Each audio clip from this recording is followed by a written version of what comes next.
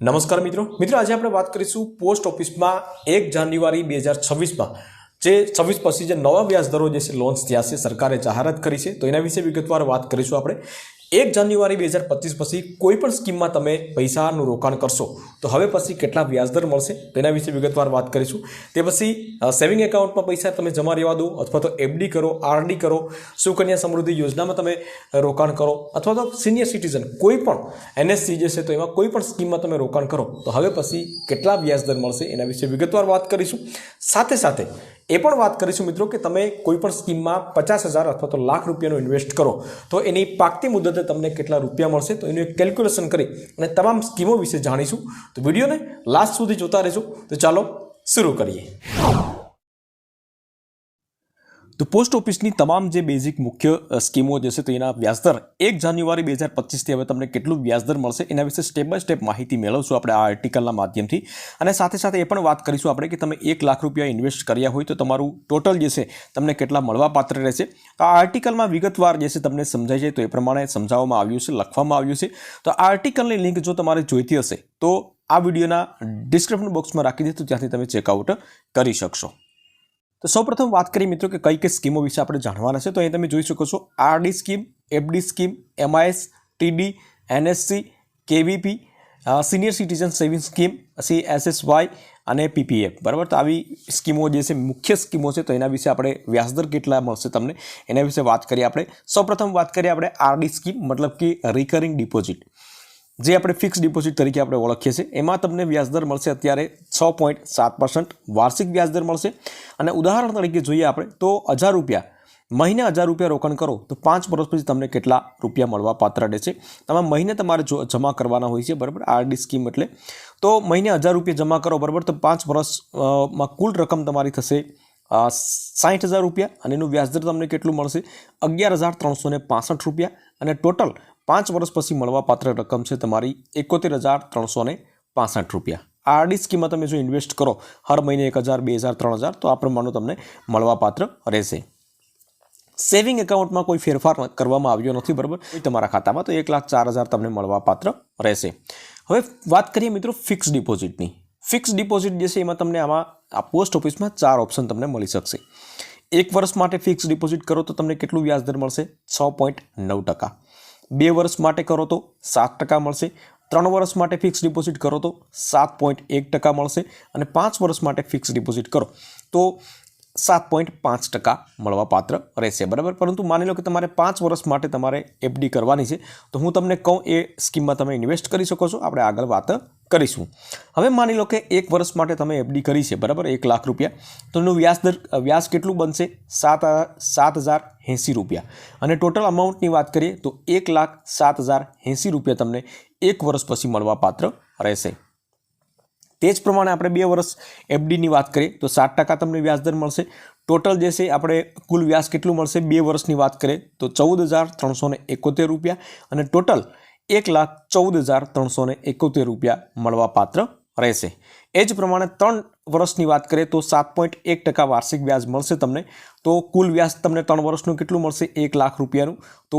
21,873 રૂપિયા અને ટોટલ અમાઉન્ટની વાત કરીએ આપણે તો 1,21,873 રૂપિયા મળવાપાત્ર રહેશે હવે એ જ પ્રમાણે તમારે મિત્રો 5 વર્ષ માટે એફડી કરવાની છે બરાબર તો 5 વર્ષ માટે 7.5% વ્યાજદર તમને મળવાપાત્ર રહેશે હવે 1 લાખ રૂપિયાના તમારા કેટલા થશે 38,567 રૂપિયા તમને 5 વર્ષનું વ્યાજ મળશે અને ટોટલ 5 વર્ષે તમને મળશે 1,38,567 રૂપિયા તો આ પ્રમાણે તમે 5 વર્ષ માટે રાખો તો તમને એટલું વ્યાજદર મળી શકશે હવે વાત કરીએ મિત્રો સિનિયર સિટીઝન સેવિંગ સ્કીમ હવે સિનિયર સિટીઝન સેવિંગ સ્કીમ જે છે તેમાં બધા કરતાં વધારે વ્યાજદર મળે છે અહીં તમે જોઈ શકો છો વાર્ષિક વ્યાજ જે છે 8.5% મળે છે માની લો કે 1 લાખ રૂપિયા તમે એમાં ઇન્વેસ્ટ કર્યા છે બરાબર તો 5 વર્ષ માટે રોકાણ કરો તો કુલ કેટલા રૂપિયા તમને મળવાપાત્ર રહેશે તો અહીંયા તમે જોઈ શકશો જમા રકમ જે છે તમારી 1 લાખ રૂપિયા છે વ્યાજ તમને 5 વર્ષમાં કેટલું મળશે 41,000 રૂપિયા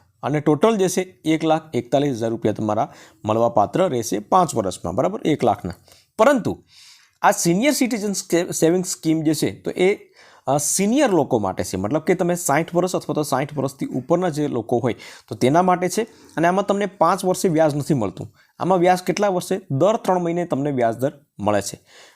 1 લાખ રૂપિયા રોક્યા હોય બરાબર, તો તમારે કેટલા વ્યાજદર તમને મળશે? 2085 રૂપિયા તમને મળવા પાત્ર રહેશે દર 3 મહિને બરાબર. તો એવું વર્ષમાં 4 વખત તમને વ્યાજદર મળશે અને ટોટલ જે છે 5 વર્ષમાં આટલા 41,000 રૂપિયા તમને મળવા પાત્ર રહેશે. તો આ પ્રમાણે તમારે દર 3 મહિને વ્યાજ જોતું હશે તો તમે આ સિનિયર સિટીઝન સેવિંગ સ્કીમમાં જે છે ઇન્વેસ્ટ કરી શકો છો. વ્યાજદર 8.5% સારું કહી શકાય, પરંતુ જે લોકોની ઉંમર 60 વર્ષથી ઉપર હોય એ લોકોના નામ ઉપર તમે રોકાણ કરી શકો છો. ત્યાર પછી વાત કરીએ મિત્રો કિસાન વિકાસ પત્ર. હવે કિસાન વિકાસ પત્ર જે છે એમાં ડબલ પૈસાવાળી સ્કીમ છે. 9 વર્ષ અને 7 મહિના પૈસા તમારે રોકવા પડે છે બરાબર, તો તમારા પૈસા ડબલ થતા હોય છે. 1 લાખ રૂપિયા ઇન્વેસ્ટ કર્યા છે તો તમારા 2 લાખ રૂપિયા થશે. તો બહુ લાંબો ગાળો છે બરાબર, તમારે ઇન્વેસ્ટ કરવા હોય તો તમે કરી શકો છો. નેશનલ સેવિંગ સર્ટિફિકેટ, એમાં પણ 7.7% વ્યાજદર મળશે. તમારે 5 વર્ષ માટે પૈસા રોકવાના હોય તો આમાં રોકાણ કરી શકો છો બરાબર. મેં હમણાં તમને કીધું તો આગળ કે ભાઈ તમારે 5 વર્ષ માટે પૈસા રોકવાના હોય તો કઈ સ્કીમમાં રોકાય? તો તમે 5 વર્ષ એફડી કરો એના કરતાં તમે આ NSC સ્કીમ જે છે એમાં રોકી શકો છો. કારણ કે એફડી કરો તો 7.5% વ્યાજદર મળે છે, આમાં તમને 2% વધારે વ્યાજદર મળે છે. તો માની લો કે 1 લાખ રૂપિયા તમે આમાં NSC સ્કીમમાં રોક્યા હોય પૈસા, તો તમારા ટોટલ કેટલા બનશે? 903 રૂપિયા બરાબર. ને પેલા જે છે તેમાં લગભગ 37,000 રૂપિયા તમારું વ્યાજદર મળતું હોય છે. અહીં તમે જોઈ શકો છો મિત્રો 38,567 રૂપિયા બરાબર. તો 38,000 અને પેલામાં 44,000 રૂપિયા મળે છે, એટલે લગભગ 5 થી 7,000 રૂપિયાનો ફરક પડી જતો હોય છે. તો હવે આગળ વાત કરીએ મિત્રો સેવિંગ એકાઉન્ટની. તમને વાત કરી દીધી છે કે 4% વ્યાજદર તમને મળે છે. ત્યાર પછી વાત કરીએ SSY મતલબ કે સુકન્યા સમૃદ્ધિ યોજના.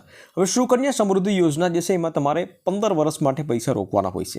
મિનિમમ 250 રૂપિયાથી શરૂઆત કરી શકો છો. મેક્સિમમ જે છે વાર્ષિક તમે 1.5 લાખ રૂપિયા સુધી રોકાણ કરી શકો છો. વાર્ષિકની વાત કરું છું. અને 8.2% વ્યાજદર તમને મળે છે બરાબર.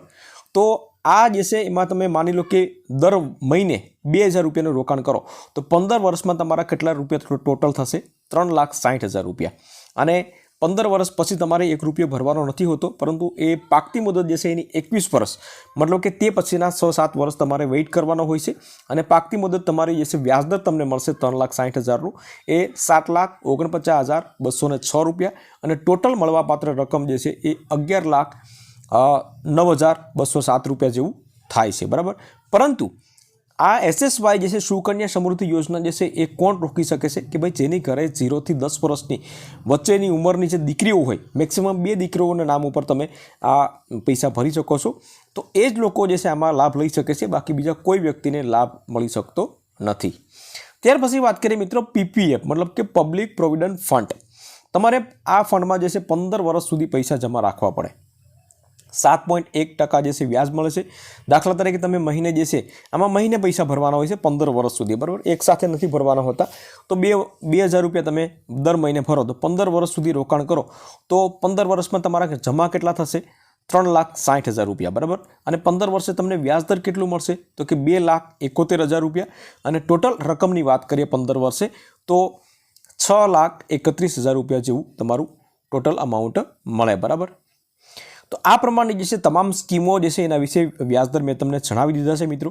આ આર્ટિકલની લિંક હું નીચે ડિસ્ક્રિપ્શન બોક્સમાં રાખી દઈશ, તો ત્યાંથી તમે ચેકઆઉટ કરી શકશો. વિડીયો ગમ્યો હોય તો વિડીયોને એક લાઇક જરૂરથી કરી લેજો. ફરી મળીશું નવા વિડીયો સાથે, ત્યાં સુધી રજા લઈએ.